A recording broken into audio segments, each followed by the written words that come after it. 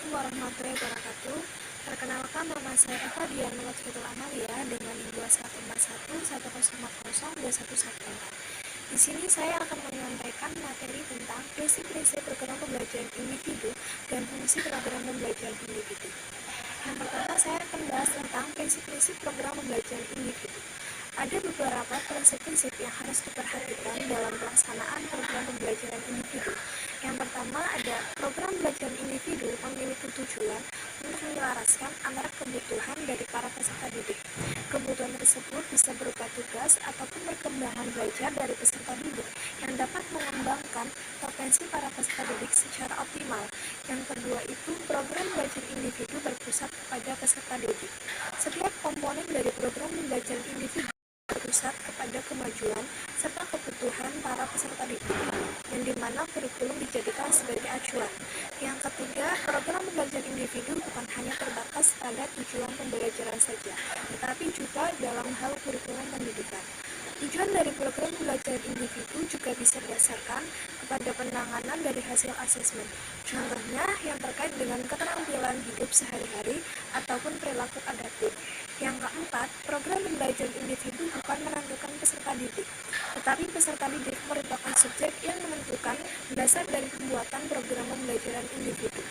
Oleh karena itu, perkembangan, minat, serta kebutuhan dari peserta didik menjadi orientasi di dalam mempertimbangkan penyusunan program pembelajaran individu. Yang kelima, program pembelajaran individu harus mempunyai sifat yang dinamis ataupun fleksibel terhadap berbagai perubahan serta kemajuan dari peserta didik. Hal itu dilakukan agar para peserta didik bisa diarahkan pada hasil akhir, yaitu kemandirian, di mana kemandirian tersebut sangat berguna bagi kehidupan para peserta didik, serta peserta didik tersebut bisa berperilaku sesuai ataupun berperilaku adaptif di lingkungan sekitarnya. Selanjutnya yaitu fungsi program pembelajaran individu. Secara umum, program pembelajaran individu memiliki beberapa fungsi. Yang pertama, program pembelajaran individu digunakan sebagai sarana. Sarana tersebut digunakan sebagai peningkatan usaha untuk bisa memberikan pelayanan pendidikan yang lebih efektif. Yang kedua, program belajar individu bisa meningkatkan komunikasi. Komunikasi yang terjadi antara pihak-pihak yang punya kepentingan untuk keberhasilan dari para peserta didik yang berkebutuhan khusus di dalam pendidikan. Selanjutnya ada beberapa fungsi program pembelajaran individu bagi para peserta didik.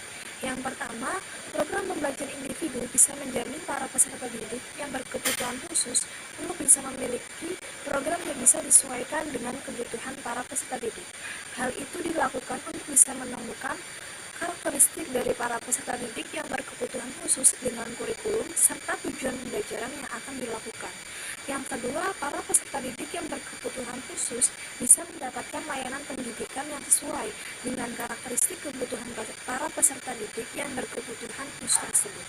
Yang ketiga, program pembelajaran individu bisa membantu mengoptimalkan para peserta didik yang berkebutuhan khusus tanpa terhambat kondisi serta kekhususan yang dialami oleh para peserta didik yang berkebutuhan khusus tersebut. Ada beberapa fungsi program pembelajaran individu bagi tenaga pendidik ataupun pihak sekolah. Yang pertama itu, program belajar individu bisa mengarahkan tenaga pendidik untuk mengajar sesuai dengan kelemahan, kekuatan, serta minat dari peserta didik yang berkebutuhan khusus. Yang kedua, program belajar individu bisa membantu meningkatkan keterampilan dari tenaga pendidik dengan cara melakukan asesmen tentang karakteristik kebutuhan belajar dari setiap peserta didik yang berkebutuhan khusus secara spesifik. Yang ketiga, program pembelajaran individu itu bisa melakukan usaha untuk bisa mempertemukan antara kebutuhan belajar spesifik yang diperlukan para peserta didik yang berkebutuhan khusus dengan kurikulum serta tujuan dari pembelajaran yang akan dilakukan. Mungkin hanya itu yang dapat saya sampaikan. Kurang dan lebihnya mohon dimaafkan. Terima kasih atas perhatiannya. Wassalamualaikum warahmatullahi wabarakatuh.